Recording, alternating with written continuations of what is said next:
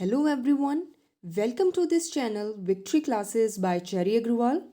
Today we are going to do another writer of Romantic Age, that is Ashley Coleridge. The full name is Samuel Taylor Coleridge. So in my previous video we had done William Wordsworth that actually launched the Romantic Age. But William Wordsworth launched this age with the help of S.T. Coleridge. So we cannot think of the beginning of Romantic Age without any of these writers. So without wasting any time, let's get started with our today's writer, Samuel Taylor Coleridge. And if there is any query, is there any question, just leave your comment in my comment box. And please like, subscribe and share this channel. So let's begin with S.T. Coleridge. So S.T. Coleridge was born in 1772 on 21st October 1772 and he died in 1834, that is 25 July 1834. Just remember the time period of S.T. Coleridge. So S.T. Coleridge was a romantic poet, and he was a lake poet, not late poet, he was a lake poet. Lake poets थे. Lake एक district का नाम है. Lake lake is the name of the district, lake districts. और इस district को belong करने वाले राइटर्स को हम लेक डिस्ट्रिक्ट्स बोल देते हैं, दैट इज़. और इनमें और कौन से आ जाते हैं? Wordsworth and Southey, that is Robert Southey. Robert Southey, William Wordsworth and S T Coleridge are known as Lake poets. Coleridge was very fond of reading. उनको रीडिंग का बहुत शौक था एंड वो अरेबियन नाइट्स जो थे वो बहुत पढ़ते थे. रॉयल ड्रैगन क्या था? एस.टी. कॉलरिज ने आर्मी ज्वाइन की थी रॉयल ड्रैगन के नाम से.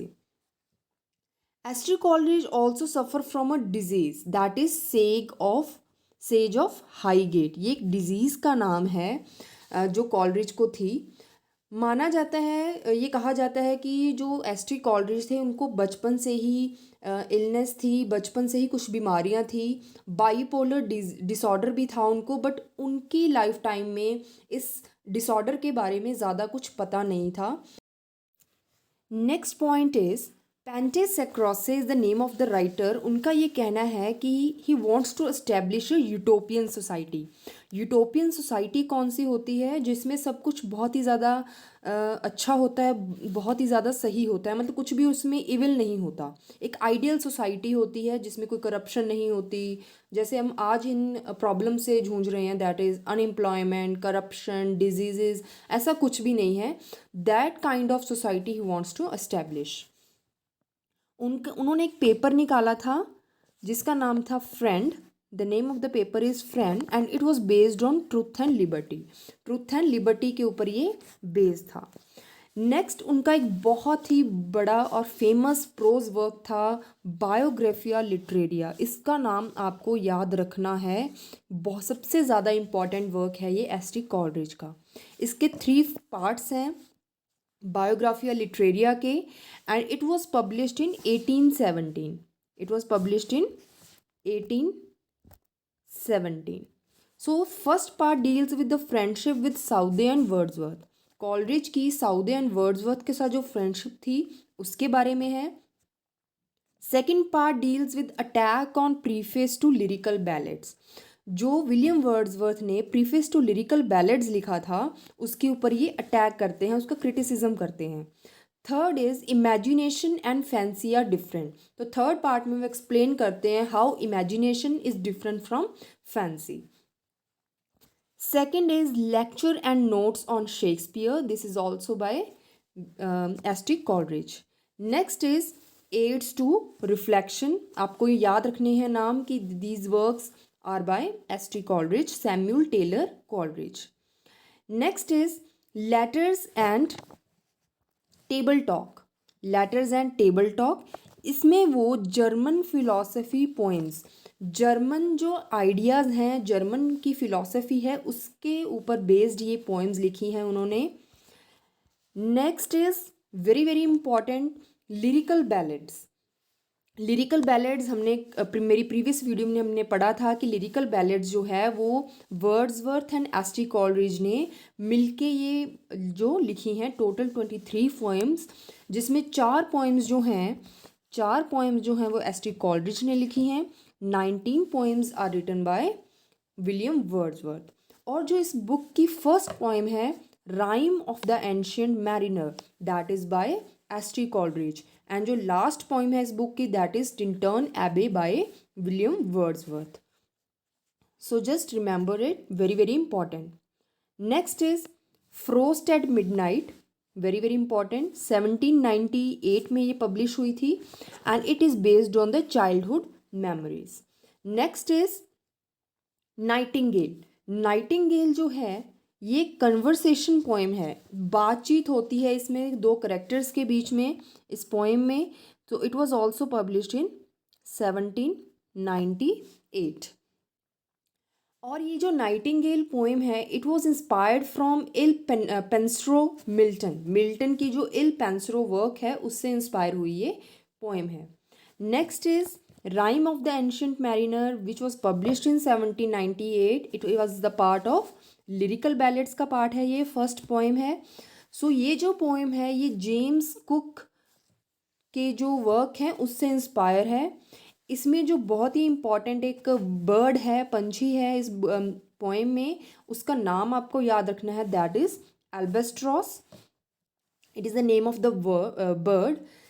इस पोएम के 7 पार्ट्स हैं, तो आपको ये थोड़ी थोड़ी डिटेल्स इसकी याद रखनी है because it is very important poem by S T. Coleridge. Okay, so ये जो कन्वर्सेशन पोएम की हम बात कर रहे हैं, जो नाइटिंगेल पोएम है और भी बहुत सारी पोएम्स हैं इनकी जो कन्वर्सेशन पोएम है, जैसे कि फियर्स इन सॉलिट्यूड, ये भी इनकी एक कन्वर्सेशन पोएम है। ये जो आइडिया है कन्वर्सेशनल पोइट्री का, ये मतलब इसमें जो है कॉमन लैंग्वेज का यूज़ किया जाता है। ये माना शुरू जो आइडिया यूज़ किया गया है विलियम वर्ड्सवर्थ के द्वारा भी यूज़ किया गया है बहुत ज़्यादा, बट ये माना जाता है कि ये सारा का सारा आइडिया एक्चुअली कन्वर्सेशनल पोएम का किसका है, एस.टी. कॉलरिज का है। सो ये विलियम वर्ड्सवर्थ का नहीं है। Next is Christabel. Christabel was published in 1797 and it has used supernatural elements को यूज़ किया है इन्होंने, गॉथिक एलिमेंट्स को यूज़ किया है, इल ओमन जिसको बोल देते हैं, इल ओमन्स को यूज़ किया गया है। और इसकी जो लैंग्वेज है क्रिस्टाबेल की that is very musical and you can say rhythm language है इस पोएम की। Next is dejection on ode. Dejection on ode, it is response to William Wordsworth.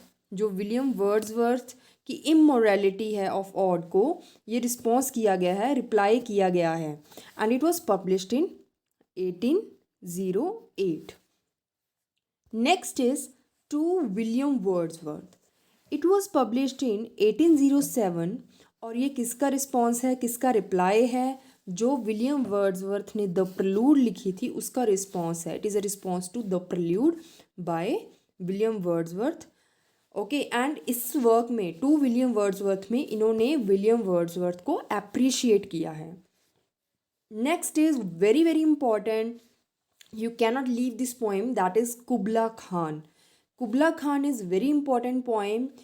इसका जो सब टाइटल है that is a vision in a dream. A vision in a dream इसका सब title है। कुबला खान जैसे वो सो गए थे ओपियम की वजह से, और क्योंकि वो ओपियम लेते थे, कंज्यूम करते थे और उसकी वजह से वो सो गए थे। तो जब वो सो रहे थे उनको एक ड्रीम आता है और ये जो सारी पोएम है वो ड्रीम ही है सारा, जो एक पोएम की फॉर्म में वो लिख देते हैं।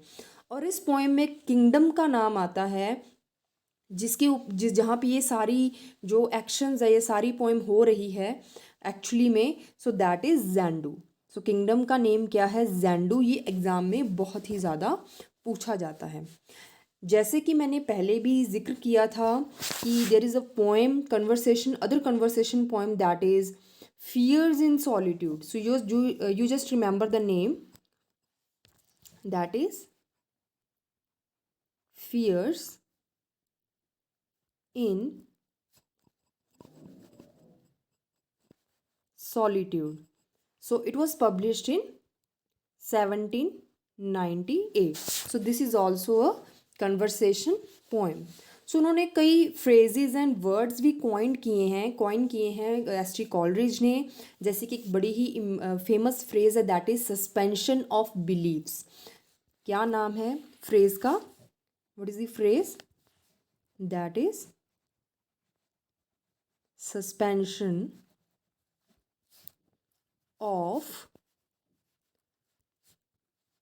बिलीव्स.